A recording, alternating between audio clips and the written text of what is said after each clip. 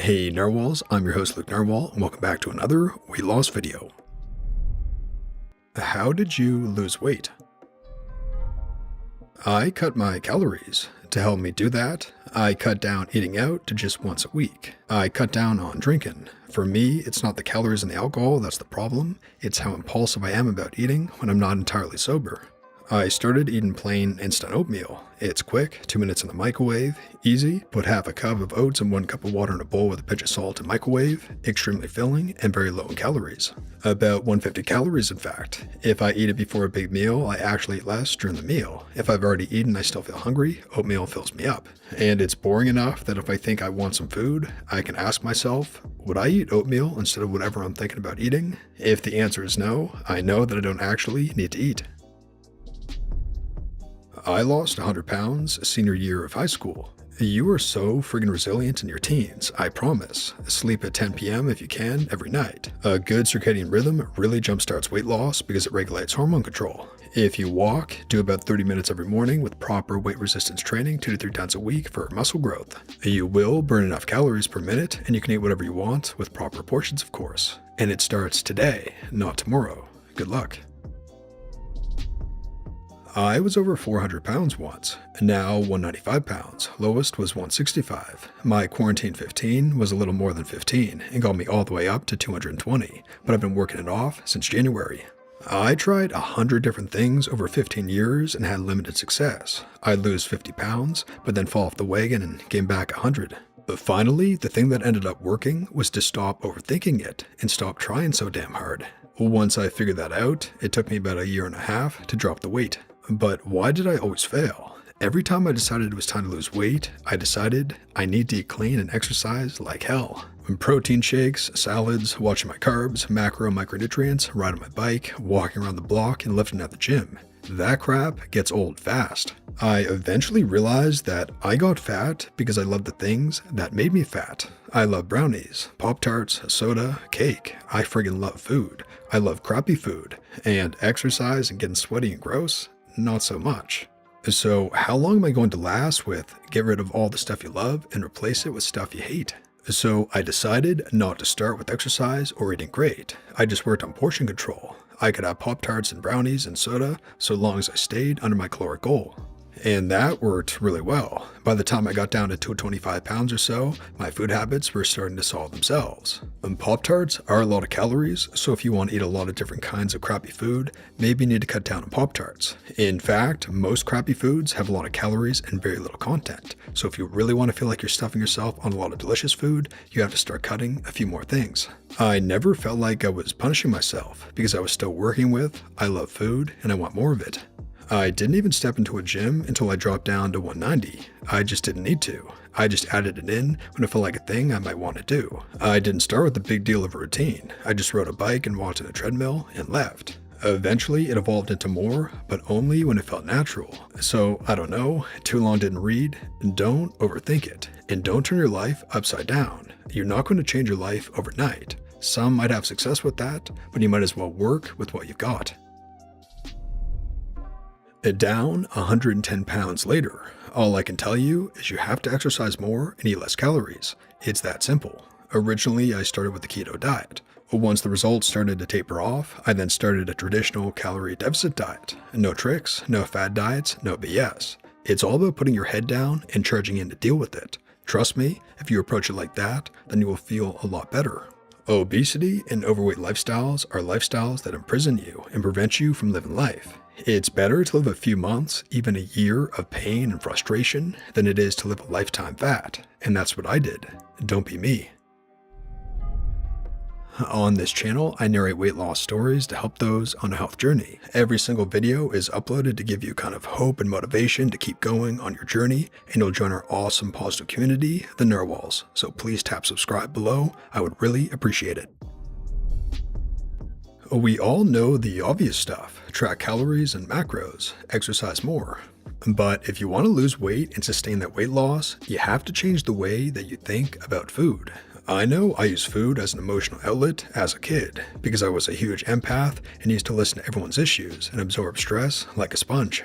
I wouldn't ever let the steam out because I felt like I had to be the same one who kept his crap together in the family. One outlet was food. It asks no questions. You can eat and watch videos, play games. It's instant gratification. If food has become a hobby or a way to self-soothe, you have to do the internal work and find healthy outlets. Literally rewire your brain to think about food as healthy fuel for your body, for your workouts, not as a distraction. It should still be something pleasurable and to be enjoyed though. Find healthy hobbies, get busy with life and projects, and break that food equals relaxation link in your mind. It takes a while and it is constant effort at first, but when your focus starts shifting to other things, it'll get easier and easier. Learn how to tell real hunger apart from emotional hunger. Intermittent fasting can be a good first way to do that. Cut the habit of having to stuff yourself to feel full. You'd be surprised how quickly you are really full and how you've used your brain to overstuff your stomach. Momentum. Start with one small change to your lifestyle. Stop drinking soda and sugar drinks, switch to water, and if you get bored of it, drink zero sugar drinks, but try to keep it to one a day. After that, make another small change, and another, and another. Once you start, you'll start to see changes, and you'll want to do more. Lastly, and this has been the hardest part for me, is to be kind to yourself. Don't beat yourself up over what you ate the other day. Just do better the next day. If you want the weight to stay off, you have to make a lifestyle change. When it comes to weight loss, it's a marathon, not a sprint. Do something, and don't listen to the people who say you have to do this, or your heart rate has to be X, or you have to eat like this. Just do something. Step out and work, and don't take the easy road. Be consistent. On another note, the way I did it was calisthenics. I also had a bad habit of drinking sugary soda all the time, so I cut that out. I, male 27 at the time, went from 185 pounds, I ripped 2 pairs of pants bending over with the 36-inch waist, to 195 pounds with the 33-inch waist and a slimmed, toned butt. I woke up in the morning every single day, put on a Chris Heria vid from YouTube, and just worked. Counting calories. It really is as simple as that. Dieting will make you lose weight. Exercising will better the shape of your body and increase overall health. Out of everything I've tried, this has honestly been the most effective for me. I've tried popular diet plans, clean eating, intermittent fasting, and simply just trying to out-exercise my diet. Some things have flat out just not worked, while others have worked in the short term but have not stuck long term. Tracking calories and treating my caloric needs like a budget I have to stay within has worked wonders, and it's been sustainable. For me, the important part was not having a restrictive diet plan. I'm happier when I'm enjoying what I'm eating, instead of feeling like I'm forced to eat or not eat certain things. If I can fit a smaller amount of something considered unhealthy in my diet, or tweak it a little better without losing out on too much flavor, I do it. I cut soda, and that's literally it.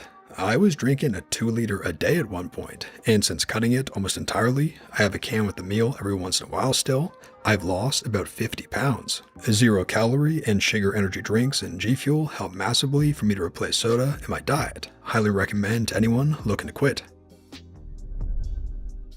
Cut out the excessive sugar, salt, and carb intake. I decreased my portion size significantly and also quit drinking so much alcohol, sugar. And just doing this alone, I lost 30 pounds in about 4 months. I wasn't too big to begin with either. I dropped from 220 down to 190. Losing the weight turned out to be the easy part, and keeping the weight off is what would prove to be the difficult part. One celebratory night of burgers and booze was all it took to send me back into my old unhealthy eating habits once again.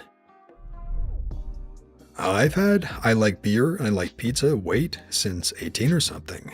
I'm a male in my 30s. I'm 5'8", I think, 178 centimeters. Some calculators said 5'10", kind of clueless on nonsensical measurements.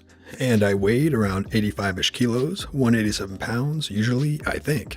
At the beginning of the pandemic, I sat around my computer feeling sad, eating more pizza and drinking more beer, but moving around less. So at some point, I was really just a big boy. My mom suggested losing some weight with her. She was going to do some program with supplements and whatnot. I always think supplements are kind of stupid, so I agreed to go on a diet with her, but I'd do my own thing. I made a Google Sheet thingy where we could add our weight every morning, graphs and everything. My dad joined as well, and that's how I lost weight, by weighing every day, writing it down and having others do the same, and keeping each other honest. If I had a bad day, well crap, I still had to write it down. And then I could at my mom and say, damn it, bad day. And she'd say, hey now, let's keep at it, and vice versa.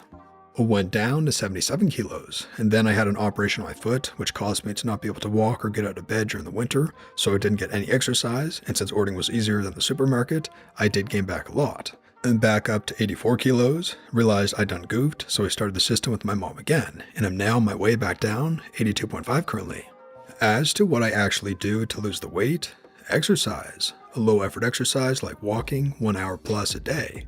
A medium effort exercise like cycling on the weekends. Some higher effort exercise like bouldering and some squash on and off.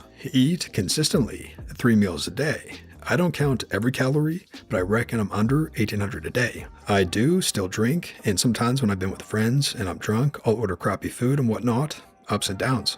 Too long didn't read, I weigh daily and track it in a Google Sheet that I share with my parents. Any loved one will do as long as you're both committed. Other than that, just stick to total calories burned greater than total calories consumed equals weight loss. And that brings us to the end of the video, Narwhals. If you enjoyed this video, please consider tapping subscribe below the video. And lastly, here's our featured Narwhal of the day. Some minor face gains. The best old photo I could find, I know. 100 pounds lost in the last year. About 10 more to go.